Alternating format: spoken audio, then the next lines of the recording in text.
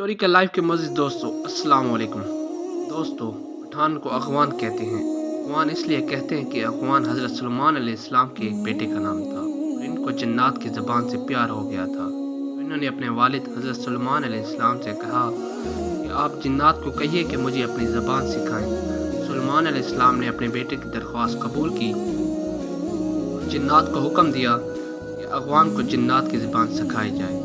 زبان بعد میں پختون کے نام سے پہچانی گئی۔ پٹھان کی اصلیت اور قومیت کے بارے میں جو دلائل ہیں یہ ہیں کہ پٹھان حضرت ابراہیم علیہ السلام کی اولاد میں سے ہیں اور حضرت اسحاق علیہ السلام کی اولاد ہیں۔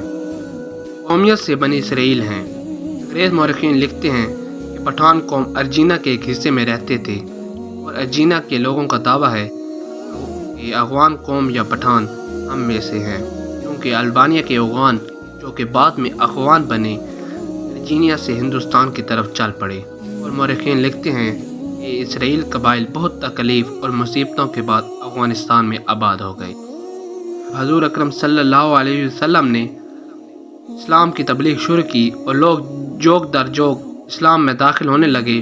اس وقت پٹھان قوم کا سردار جس کا نام قیس عبدالرشید تھا اپنے پورے خاندان کے ساتھ محمد صلی اللہ علیہ وآلہ وسلم کے حضور میں حاضر ہوا اور محمد صلی اللہ علیہ وسلم کے ہاتھ پر بیعت کی، مسلمان ہو گیا۔ اس لیے دنیا بھر میں جہاں بھی پختون ہوں گے وہ مسلمان ہوں گے۔ دنیا میں پختون ہی واحد قوم ہے اس میں اسلام کے بغیر کوئی مذہب نہیں۔ پختون سے پوچھا جائے کہ آپ پہلے مسلمان ہیں یا پختون تو جواب ہوگا کہ میں 5000 سال سے پختون ہوں اور 1400 سال پہلے سے مسلمان ہوں۔ دوستو، اب سوال یہ ہے کہ اغوان قوم کو پٹھان کیوں کہا جاتا ہے؟ تو جب کافروں نے مکہ پر قبضہ کر لیا تو حضرت محمد صلی اللہ علیہ وسلم نے حضرت خالد بن ولید رضی اللہ عنہ سے حکم دیا کہ جاؤ اپنے اغوانیوں کو جہاد کے لیے بلاؤ۔ خالد بن ولید رضی اللہ عنہ نے افغانستان چلے گئے۔ سردار قیس عبدالرشید کو حضور صلی اللہ علیہ وسلم کا پیغام ارسال کیا۔ قیس عبدالرشید کی قیادت میں لشکر مکہ مکرمہ کی طرف سے روانہ ہوا۔ شام کو صحابہ نے حضور اکرم صلی اللہ علیہ وسلم کو خوشخبری سنائی کہ افغانی لشکر نے آتے ہی کافروں کا قتل عام شروع کر دیا اور تمام کافروں کا خاتمہ کر دیا اور مکہ مکرمہ کو افغانیوں نے فتح کر لیا۔ تو اس لمحے حضور اکرم صلی اللہ علیہ وسلم کی زبان پر یہ الفاظ آئے، بہتان۔ خاتون حضرات، بہتان لفظ عربی زبان کا لفظ ہے، یعنی سخت ترین لکڑی جو سمندری جہازوں میں لگائی جاتی ہے، جسے سمندری پانی بھی کمزور نہیں کر سکتا۔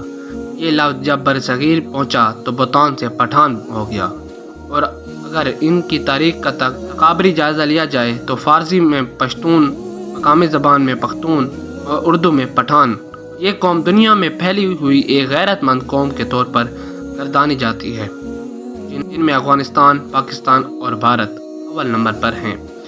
دنیا میں پشتون اپنی وفا اور غیرت کے نام سے جانے جاتے ہیں۔ لفظ پشتون کا مطلب ہوتا ہے غیرت والا، وفا والا اور اپنی عزت اور دین پر مر مٹنے والا پشتون۔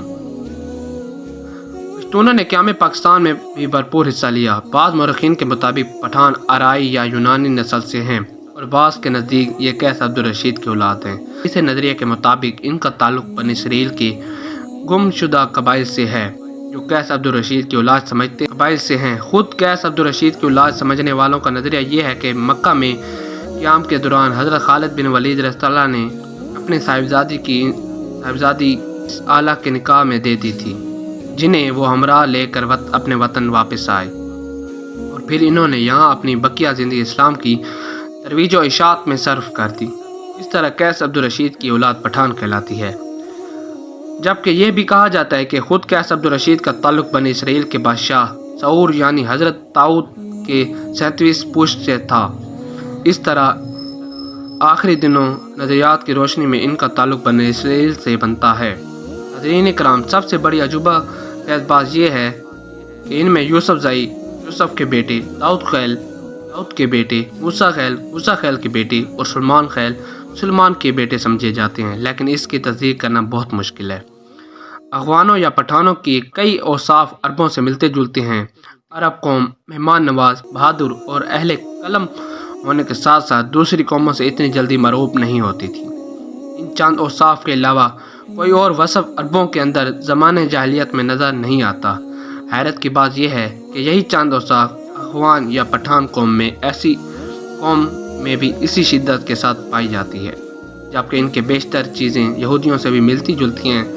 نسلی طور پر دونوں اپنے آپ کو دنیا کی بہتر قوم تصور کرتے ہیں، مذہبی طور پر سخت ہیں، سر پر ٹوپی رکھنے کا رجحان بھی عام ہے، جبکہ اس کے علاوہ کئی رسم و رواج مشترک ہیں۔ پختونوں کا یہودی نسل سے ہونا قابل فخر کی بات ہے، نہ کہ موجب توہین، کیونکہ یہودی نسل ہونا تو شاہد اب اس قوم کے لیے توہین کا موجب ہوتا جب وہ سید الانبیاء حضرت محمد صلی اللہ علیہ وسلم پر ایمان نہ لاتے۔ یہ تو ان کی غیرت کی بلندی اور ایمان کی عظمت کا نشان ہے کہ یہودی نسل ہوتے ہوئے بھی نبی آخر الزماں صلی اللہ علیہ وسلم پر ایمان لائے آئے، کیونکہ یہ وہی آخری نبی ہیں جن کی اوصاف تورات اور انجیل میں مذکور ہیں، اور جن کی وجہ سے ہی اہل کتاب آپ صلی اللہ علیہ وسلم کی ایک نجات دہندہ کے طور پر منتظر تھے، لیکن بعد میں انہوں نے محض اس جلن اور اس حسد کی وجہ سے حضرت محمد صلی اللہ علیہ وسلم کی نبوت کا انکار کیا کہ ان کا تعلق بنی اسرائیل سے نہیں تھا۔ بنی اسرائیل کی طرف سے آپ صلی اللہ علیہ وسلم کی نبوت کا یہ انکار دلائل پر نہیں، نسلی منافقت اور حسد و عناد پر مبنی تھا۔ یہ پشتونوں کے لیے قابل فخر کی بات ہے کہ یہ لوگ حضرت موسیٰ علیہ السلام کے حواری بھی ہیں اور آخری نبی حضرت محمد صلی اللہ علیہ وسلم کے سپاہی بھی ہیں۔ ناظرین، ویڈیو پسند آنے کی صورت میں اسے زیادہ سے زیادہ لائک کر کے ہماری حوصلہ افزائی کریں اور ویڈیو کو فیس بک اور واٹس ایپ پر شیئر کرنے میں ہمارا ساتھ دیں۔